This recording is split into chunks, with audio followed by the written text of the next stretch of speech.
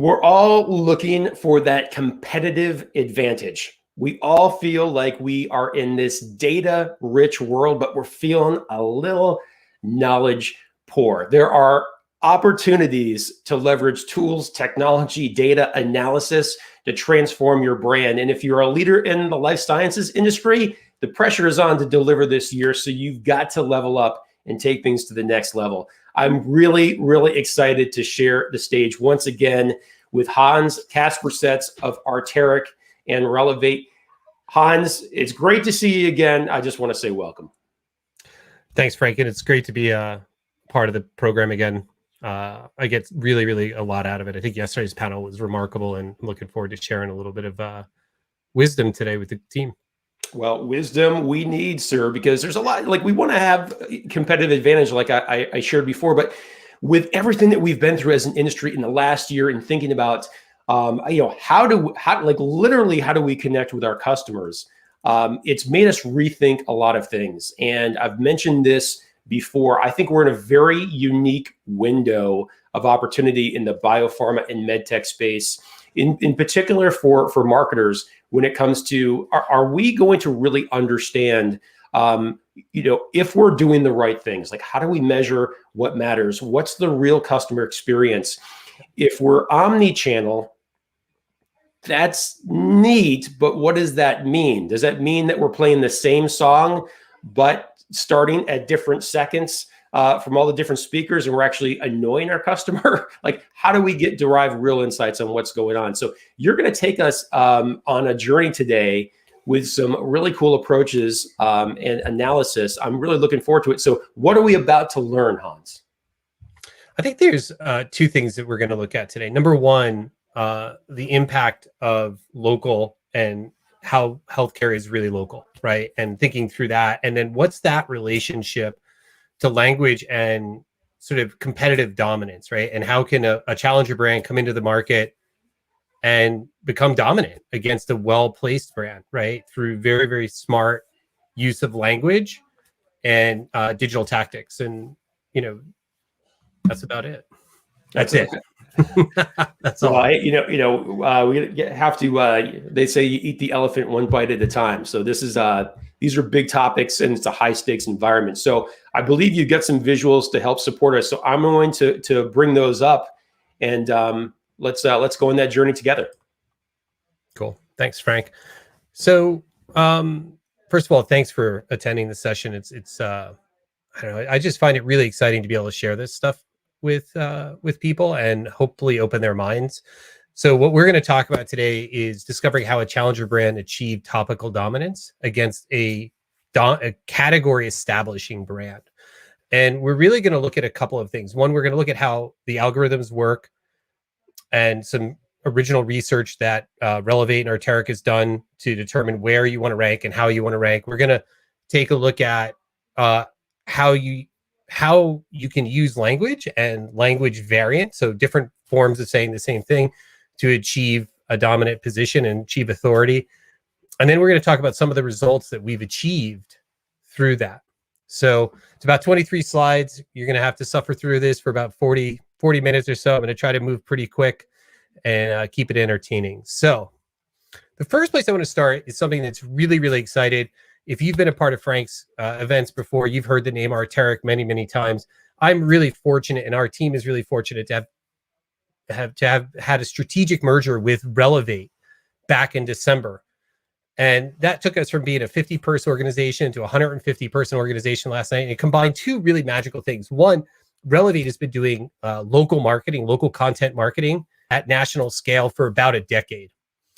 And Arteric has been doing digital agency of record work and original, sort of digital production and R&D work for a little bit longer than that, about 17 years. And so when you bring these two brands together, we now have the capability and the market intelligence to look at the market, look at our 1.2 million physicians in our database, and look at how they're behaving in the market, and then look at the language that's being used in the market through our lexical analysis and digital multi-channel capabilities, and come together and build campaigns and strategies and tactics that really, really outperform. And that's pretty exciting. And that's really where I wanted to start today, just as a sort of an introduction to some exciting news. Moving past that, right? There's, one of the things that COVID really, really illustrated for us this year is that, healthcare is local, right? And, we saw that when we saw the variances in how different markets behaved as COVID moved through the market. We saw different behaviors from physicians, different behaviors from patients. And what that really highlighted for us was something we already knew based on the data, but that, brands really suffer the tyranny of averages, right? They look at the entire country as sort of a unit, generally, at least the marketing teams do, the commercial teams, and then they try to slather the entire country with peanut butter. And what happens is, the message resonates in some places and it just doesn't resonate in other places. And they have a hard time figuring out why. And it was really interesting. In the first session yesterday, one of the speakers talked about how a jingle failed because it didn't actually reflect the audience's behavior, needs, and demographics, to be quite frank. And so really being able to look at the data in a unique way, figure out how different markets react, figuring out what's the language that needs to be used in each of those markets. What are the, sort of how do you localize the content in a way that's relevant? And then how do you deliver it, right? And, that was probably the biggest thing that we learned last year, right? It really reinforced things that we knew. And, as we move through 2021 into 2022, and we think about the need to do, sort of with a lot of challenger brands coming to market, how do we do asymmetric launches? How do we outcompete well-established brands in the market? Well, one of the ways is to do this, sort of local content marketing at national scale. And, where does this happen, right? So everything we're going to talk about today is really applicable across the entire sort of commercialization digital ecosystem. Everything from your sources and your drivers like SEO, SEM, your display advertising, your programmatic, to all of your destinations, website content, ICVAs, outbound email, etc., all the way to the stuff on the right, which is your support mechanisms for once people have engaged with your brands, right? And that includes, your call center work, your outbound email, your EHRs, your starter kits, all that kind of stuff. And using the right language and using language that's reflective of the way the audience speaks is really important in order to drive engagement. So, Frank asked the question before this session, what is lexical analysis? And I just want to take a second and talk about that. Lexical analysis is the science and the art of analyzing the way people use language to communicate. And for us, it's really about identifying very small variances in the way language is used, small turns of phrase, the different way acronyms are written in order to do a better job of engaging with those audiences. And for us, that's about doing it at scale, right? So how do we build tools? How do we build machine learning tools that are based on natural language understanding and natural language processing to accelerate this work and do it rapidly and at scale? So, the thing that triggered this area of research for us was in 2016, we were working with $1 billion brand. And we were doing search engine optimization and digital publishing for them. And we were analyzing what was happening in the marketplace. And we took a look at about 50,000 customer interactions, searches for the brand. And we analyzed it, we pulled out all the questions, and then we went to Google and we started to search for those questions. And what we discovered was that while the brand would rank content against the question, only 4% of the time was the right answer. And this was a really startling sort of discovery because previous to that, everybody was just happy that you ranked any content at all. Nobody was like, is it exactly the right content?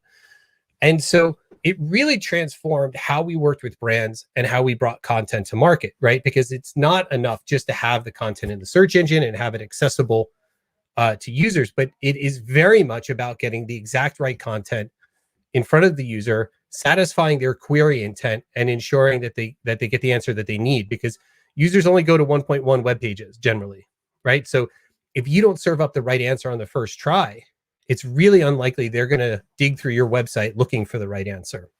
And so that's why we built these tools. And one of the tools we built is called the Word Embedding Engine. Basically, it's a crawler. It goes out, will crawl an arbitrary amount of content off of the web, and then it breaks down all of that content into two things. One, there's a topic modeler, so we can see all the topics that emerge out of that content. And then two, there's a noun cluster identification tool that helps us to understand all of the phrases that are present and how important those phrases are in the content. And so that's what we're going to talk about now. We've done this work for a number of brands that you would recognize here over the years. We've found really, really important insights for these brands. I can't talk about what the insights are for each brand, but I promise you that they do move the brand, right? They do result in measurable sort of changes in how the brand engages with their audiences. And at this point, we feel like these are proven processes that we're talking about. So if you're wondering, who does this apply to, right? Does this apply to me? And really, there's at least 6 groups that it applies to. Are you launching a challenger brand? Are you working on a brand extension? Do you have new indications coming to market, and you have to figure out how to communicate about the new indications while preserving your reach and engagement on your old indications? Are you wondering how competitors' content, channel strategy, and brand strategy is achieving results? Right? I think that's one of the ones where we learn the most. Are you wondering about your own brand positioning and engagement? How do audiences see your brand? What do they hear from you? And how does the content that you're producing engage with them? This is often one of the reasons that we get called, you're not meeting forecast. So you want to cycle out your old agency and bring somebody in new who has new ideas and insights. And then finally, and this is something that both Relevate and Arteric have enjoyed for a long time. Are you disappointed with the lack of innovation and critical thinking? Are you tired of one-size-fits-all solutions for your brands? And if you are, then using data smartly, whether it's on the language side or on the local content marketing side, you can gain a significant competitive advantage. So the question that we started with is this one. It's pretty simple. Why is a smaller second-to-market brand outperforming the category establishing brand on a critical topic such as CGM, which is continuous glucose monitor? And we always like to start with some sort of an insight, something that the data shows, it sort of leads us to, right? And so we took a look at 10,000 relevant category keywords, and we looked at how the search market has changed. How do people engage with that content? And the first thing that sort of stuck out to us was something that's changed. So historically, if you were in position 1 in the organic search results, you achieved about a 65% click-through rate. Today, when we look at that, right, having looked at these 10,000 keywords, the brand actually achieved a 35% click-through rate on average, but the standard deviation has risen to 25 points. That means that the click-through rate for position 1 is anywhere from 10% to 60%. Right? And that's a huge variance. And so brands that really chase that first position, you don't know whether it's actually worth it until you get there. And oftentimes it's not. And what we discovered is something really interesting. Oops. Oh yeah, sorry about that. And so, we discovered something really interesting. The click-through rate for position 1 goes from 10% to 60%. And when we thought about that, it's like, well, how do we create competitive advantage knowing that? And we started to look a little bit deeper at the data. And for these 10,000 keywords, some really interesting things emerged. First of all, in position 1, this particular brand was able to achieve 32,000 impressions and 7,000 clicks, right? So that's a click-through rate of 35%. When we looked beyond that and we looked at positions 2 through 6, you see that the impression counts are much, much, much higher, and the click-through rates are lower, but the absolute clicks are much higher. And so it doesn't make a lot of sense for this particular brand to be chasing position 1 all of the time, right? There's actually quite a lot of opportunity in positions 2 through 6.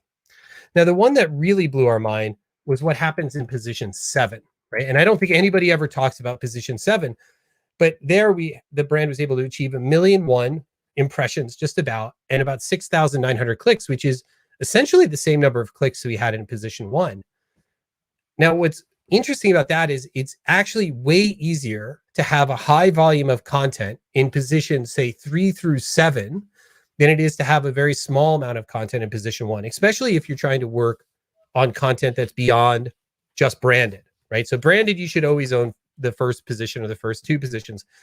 But when you adopt long tail strategies, right, which is really where you see a lot more sort of buying intent and behavioral intent, you don't need to be in position 1. You need to be in a position that will drive the most performance for you and get you the most return on investment. So as we were doing this, we were wondering, how is it that, let me restate that. As we started to do this, we wanted to share our methodology with you, right? So how did we actually achieve the results, or sort of the insights we're about to share with you? First of all, we crawled both websites, right? We scraped all of the content. That was about 2,759 pages of content. And that's only possible if you have tools to do it, right? And there's very few commercial tools that allow you to do this. Certainly very few commercial tools that will allow you to scrape that amount of content, do topical analysis and lexical analysis simultaneously. We then ran our lexical analysis process, and we really determined the relative strengths of each website on the keywords that we cared about. Our word embedding engine discovered approximately 1.7 million lexemes, also known as n-grams or candidate phrases. So this is just a phrase. This is 1, 2, 3 words, generally with a noun in it, that is of interest to us. We then categorize them by parts of speech. We look at how they co-occur. We eliminate all the stop words. And then we actually create a useful set of tokens that allow us to visualize these based on their vectors. So in other words, when you look at any phrase, our tool allows us to create 18,000 vectors, which is connections to other phrases, and measure their relative relevance across that entire ecosystem. When we looked at brand A, the analysis identified more than 27,000 noun clusters or candidate phrases that included the acronym CGM. There were more than 20 variants of that just on the homepage, right? Now, we all know about keyword packing if you've been in the digital marketing business for a long time, and we're not suggesting that you keyword pack, but understanding the volume of content and the variety of content that you or your competitor is publishing is key to performance, right?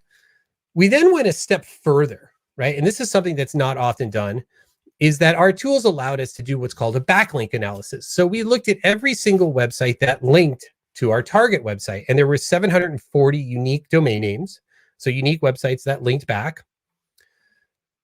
And from those 740 websites, there were 2,900 backlinks with the acronym CGM in the anchor text.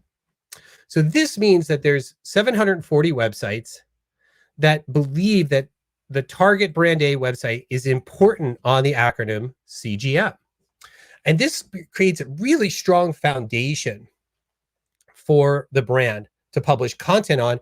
And it's a really strong signal to Google as to the relevance and authority of that brand.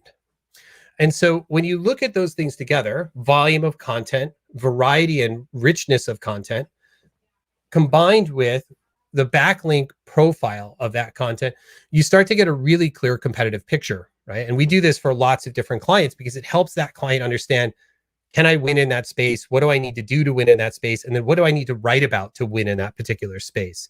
And this is applicable for devices, diagnostics, and RX brands, as well as OTC.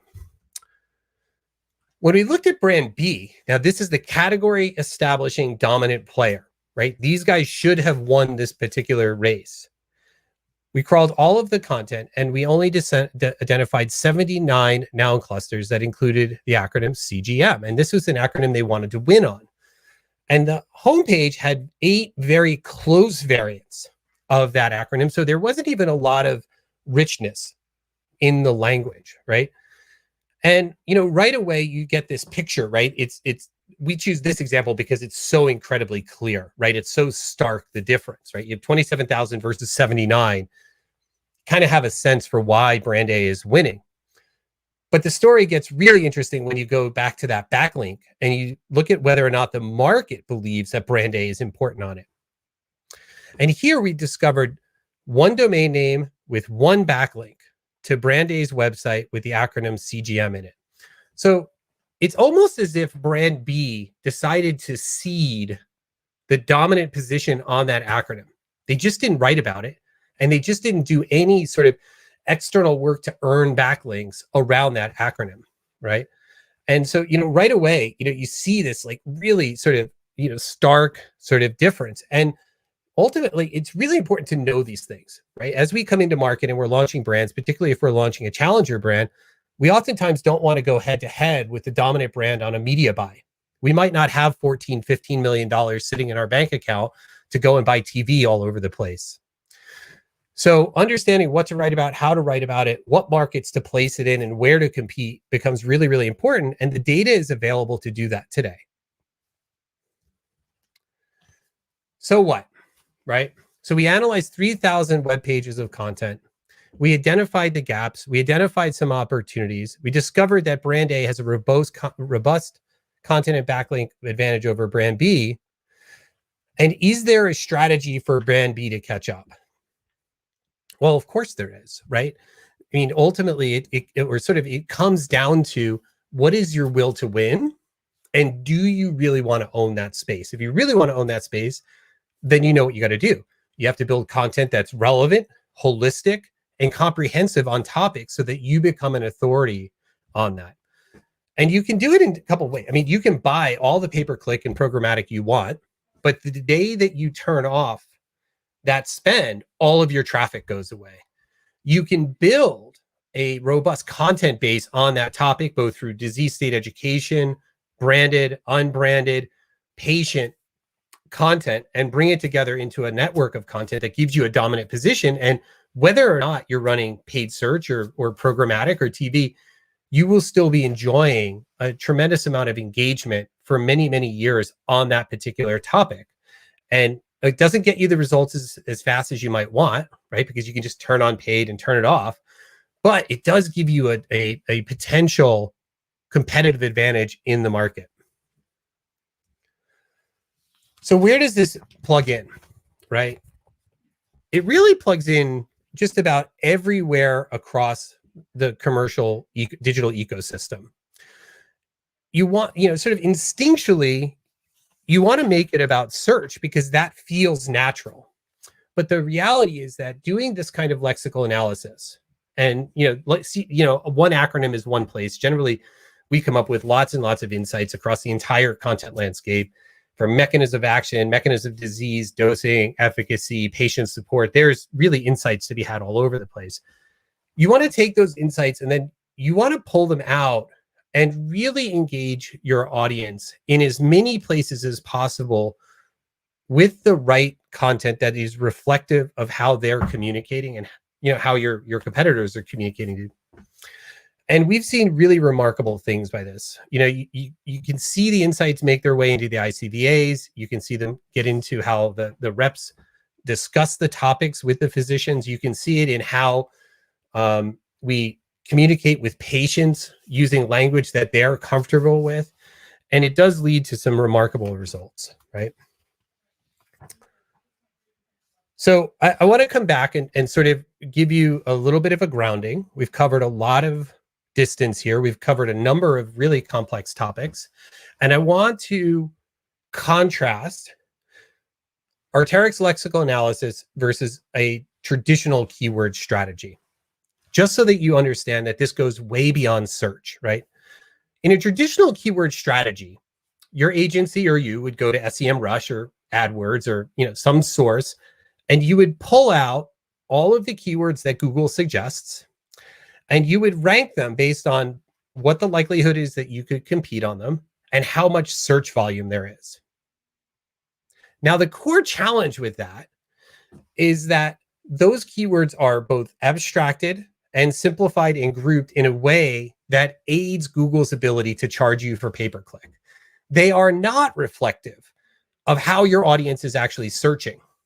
And that's a really important thing. And so what it does is it leads brands to chase head terms and chase terms that they probably can't win on, and that it's unlikely that their customer, their target audience, is going to find them on, because their target audience is always searching for something much more complex and much more interesting than the phrases and sentences and searches that come out of AdWords and SEMrush and those tools, right? Arteric's lexical analysis does two key things, right? Or a couple of key things, but two things that are really important. Number one, we actually look at the language that's being used in the market. So we look at the verbatim search data that comes out of AdWords, out of Search Console, out of Quora, out of Reddit, and other sources to map the exact phrasing that our target audiences are using to search for our content. That's first piece, right? And rather than using something that's abstracted and simplified, we actually look at the reflective language and we group it up, and then we start to build content from it. Number two, we have the word embedding analysis tool, the WE tool, that goes out and we can put an arbitrary number of websites into it. And one of the concepts that are important here is that anybody who's in a search result where you want to be is one of your competitors. It's not just the other prescribed or OTC product or device that you're competing against. It's anybody who's able to get impression share in a space that you want to be in a semantic space you want to be in. So we might be looking at Cleveland, Mayo, Wikipedia, Medline, et cetera, et cetera, et cetera, to look at the language that's there. We might be looking at Quora, Reddit, Twitter, even sometimes Amazon, if we're working for an OTC brand, to determine what's the language that's being used, what are the strategies around that language, and then what's the gap or the white space that we can fill, and where do we want to go head to head against those things, and how do we build reflective content?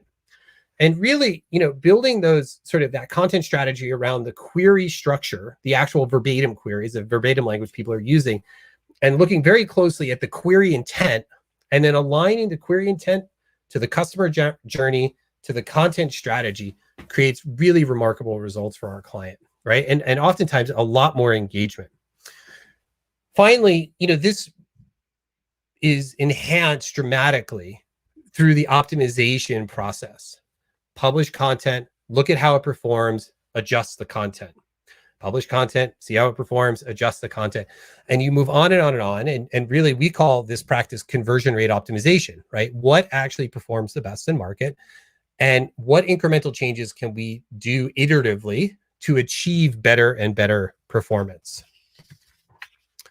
So what do the results look like? For a typical lexical analysis project where we have a hand in crafting the content, and in the agency ecosystem, it actually gets deployed to the websites and to the different sort of destinations and the drivers, we oftentimes see upwards of a 42% increase in average session duration. We also see an increase of 25% in pages per session and a decrease of 50% in bounce rate. The number one reason why is that we are aligning the content with the user's query intent. So when they do the search, they hit your website, they get the answer on the first try, and then they go on looking for more information rather than getting to the site, not getting the answer, bouncing back to search, and then looking at one of your competitors. And that's one of the strengths of lexical analysis. How do we really align your content with the user's query intent using reflective language so that when they arrive on the website and they do an eye scan, they immediately see content that they recognize as satisfying their intent. Number two, we see dramatic increases in sessions, page views, and new sessions. And this comes from the fact that when users stop bouncing out of your website, the search algorithms are able to detect that behavioral change. It is a messy signal, but they do use it. And they start to prioritize your content because you're satisfying more users' query intent. And so what happens is you are able to expand the absolute count of unique queries you'll receive traffic on. And you actually see the users going to 2.2, 3.3 pages per session because you've satisfied that query intent, which drives up the session count, the page view count, and the sort of the top of funnel surface that you have access to through the search engines. Now, this is the one that these are the results that excite me the most. For one of our OTC brands, applying these techniques in a single year, we grew their email list by 109%. This is a brand that was doing about $70 million a year in revenue. And what we saw was that we increased their email subscriber base from 125,000 to 220,000 in a single season. And their season goes from about October to November. And along with that, we saw dramatic increases in coupon usage, click-throughs to the online retailers, and sort of all of those sort of side metrics, those sort of meta measures of success for this particular brand. And this really came down to, are we doing a good job of engaging the audience with content they want when they're at the appropriate stage of their customer journey? Now, out of that, we saw a couple of things, and we've had a 6 or 7 year relationship with this particular brand. In the first year after applying these techniques for this brand, they exceeded their revenue forecast by 20%. Mostly everything else was held equal. The marketing dollars were equal. The amount of TV that ran was equal. Sort of the media dollars were equal. And so, we sort of attribute some of this to the brand doing a better job of engaging the audience and some macroeconomic factors. In the second year of this brand applied these techniques, and we applied them for them, the brand exceeded their forecast by 100%, which is a huge growth. Now, obviously, we're not accountable for all of that and responsible for all of that. But the digital work, which was their primary way of reaching their customers, and which we handled, website, paid search, etc., lexical analysis, SEO, and all, was the core of their marketing, right? And so it's really, really exciting when we see these kinds of things happening. We also helped grow a brand from $0 to $2.2 billion annually using these techniques over the course of 11 years. And it's just been, it's been a lot of fun. So the results are real and they're accessible to all of our clients. So what are the measurable benefits? Well, number one, search visibility, right? And that's the SEO component. Number two is the engagement, and that's through CRM, email, practice share, field share, speakers share, your rep interactions. Number three is conversions. Now, if you're an OTC brand, it's a little bit more measurable, but certainly when we look at our HCP work, we see higher levels of request to rep, signing up for physician support, coupon downloads, copay card downloads, all of the sort of indicators that we would use to measure success. We oftentimes see deeper conversations with the field sales team because they're using the language that reflects the language of their audience, and we're able to generate local content for them that's relevant to their particular physician audience. And finally, like we just talked about, greater revenue. So where do we apply this, right? Really, seamlessly integrates across all of your assets. As we showed you before, one of the first places is, hey, what market should we be in? How are those physicians behaving? What kind of insights about their behavior can we use to then shift behavior and engage KOLs and influencers in that market? When we look at the competitive landscape, what are our competitors doing? How can they be dominant? What can we learn from them? What's the white space? Where else can we go? And then when we bring all of that together and we start to deploy it across our marketing assets, you see a lot of amazing things happen. And it's sort of, it excites me. I can't say it any other way. It's really exciting to me to have access to such a large database of insights, both on the language side and on the physician behavior side, so that we can build really remarkable assets for our clients. So, in closing, a couple of things. Number one, all healthcare is local. And so understanding how local impacts delivery and behavior is really, really important. And it gives you a lot of insight about how to connect. Number two, understanding the language that's being used by your target audience is crucial to success. And it really moves you past that sort of one size fits all, slather the entire country in peanut butter strategy that we've seen for a really, really long time. And it plugs into what we call asymmetric launches. And number three, doing local content marketing at national scale enables us to achieve something we call near personal promotion, right? These are programs that can be scaled and engage on a local basis with the influencers and physicians that we really want to target, using content that's relevant to them, coming from people that are relevant to them and influential to them. And, it all kind of comes together in a unique set of products and services that we're really excited to be developing and bringing to market. So I want to thank the audience for hearing this out. If you're interested in talking to us about how to do these things or how they can influence your brand, please give Bob a call. Bob Brooks, his phone number and contact information is on the screen. And that's all I got. Thank you so much. Can't hear you, Bob. Oh, sorry about that. How could the world possibly mute me? That's impossible. My voice is worth listening to, is it not? That's what Mom said. Hey, Hans, so a couple things resonated with me, and as someone who's been a part of a lot of brands in my career, when you were talking about how where you can buy ads, throw money at the problem, but the minute you don't, the world falls apart. It's just, to me, it just really resonates with me, because I do believe anyone can buy reach, but when you buy reach, you live in a world of having to constantly outbid your competitors. Yep. But if we really believe as brand leaders that we're customer centric and we're going to deliver and delight, what you're suggesting is like, hey, if you really understand your customer, you're going to be able to earn that level of engagement because you're showering them with value. Like, don't we want to be there standing in plain sight with value for our customer if we're trying to deliver on our brand promise?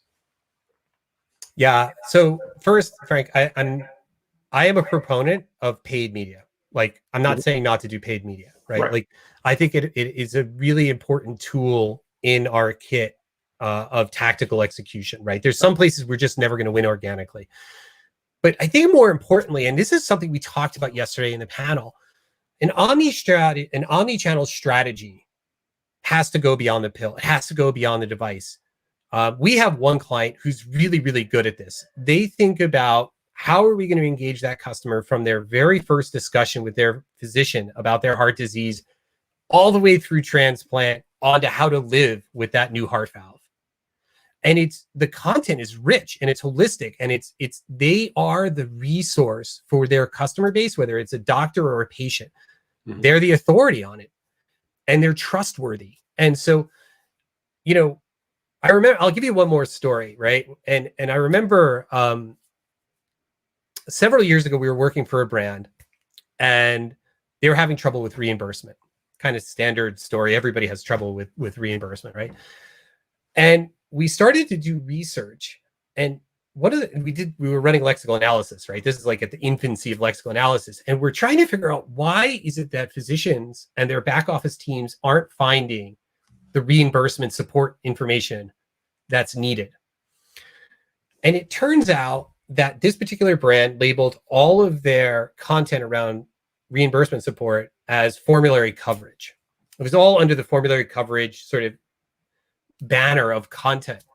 And when we went to search, nobody was searching for formulary coverage. And then we started to think and try to discover what was the language that was actually being used by the back office, by the physicians, and by the patients to talk about formulary coverage. And it turned out it was health insurance coverage, even though technically it's not exactly right.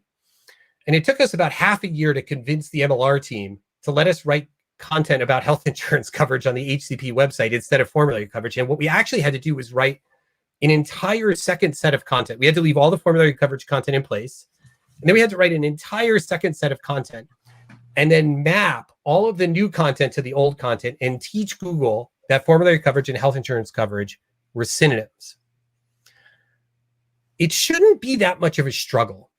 It shouldn't be a struggle that when you take an insight to the marketing team or the MLR team and say, hey, look, this is how your audience really talks about it.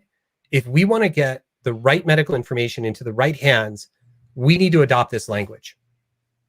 I have another one where a disease name, bipolar 1, can be written bipolar Arabic 1 or bipolar Roman numeral 1. Clinically correct is bipolar Roman numeral 1, but if you search for that, none of the consumer-oriented bipolar content is available. It's only HCP-oriented content. And so one of the struggles there was convincing that brand, hey, we're going to write content using 2 different acronyms for the same disease because we want to reach different audiences in different ways. Can you get okay with that? And it took, I don't know, probably 10 MLR meetings and concept reviews to get that through. Can you imagine what the cost to the organization was just to fight that particular battle? How much political capital we used internally, which is almost counter to what we're all saying. We're like, oh, well, we're patient-centric. Right. We're audience-centric. If that were the case, then why are we fighting these things, right? So I would challenge all our audience to really think about this and to do the hard work to go out and to look at specifically, how does your audience talk about these things? What's the language they're using? How do we incorporate it into our materials and start that near personalization process? The most sophisticated brands need to be behind this. And it's a simple premise to sell it internally. You're getting closer to really understanding the needs of your customer constituency. I think it's very, very powerful. So Hans, I do have a question I want to pose to you, which is, with this fascinating capability, in the world of different disease states, is this more or less important for things like rare diseases, where some of these, the quantity might be less and people may not be able to articulate part of the problem or articulate the brand search?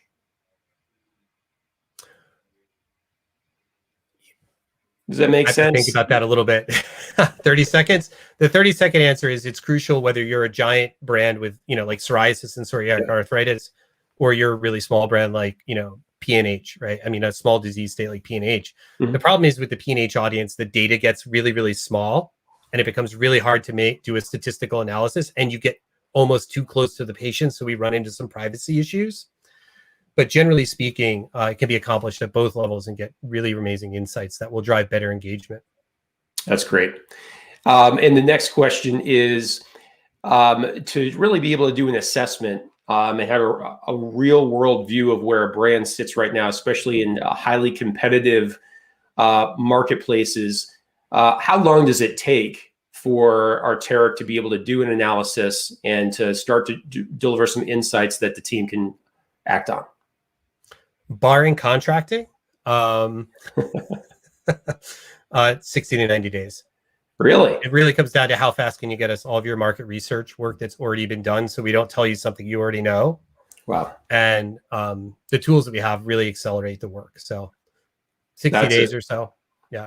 Oh, that's incredible. Well, I mean, there's 2 forces at work right now. I mean, the first is that here we are in the middle of April, and I'm getting a lot of feedback on where people are in Q1 against their 2021 goals. And I think that there's a little bit of consternation out there in running out of the 2020 mulligan that everyone was given with revising or rescinding forecasts. We got to deliver this year. So the pressure's on as we enter into Q2 and we think about the year. But the second thing is that we're not that far away from July, which for me was always doing the brand plan meeting for the following year. So imagine having those insights going into the summer brand planning sessions. Pretty important. Well, Hans, I want to thank you. You taught us a lot today. This is very, very different than what most folks are talking about. But if you've got a responsibility for the brand and you have a real passion for delivering on the brand promise, you need to know about this stuff. So that's really, really great. Thank you. Thanks for the opportunity, Frank. And I'm available on LinkedIn or by email, hans@arteric.com. All right. Well, we look forward to connecting with you on social and in subsequent sessions. So Hans, thanks again. Thanks for joining us. Thanks, Frank.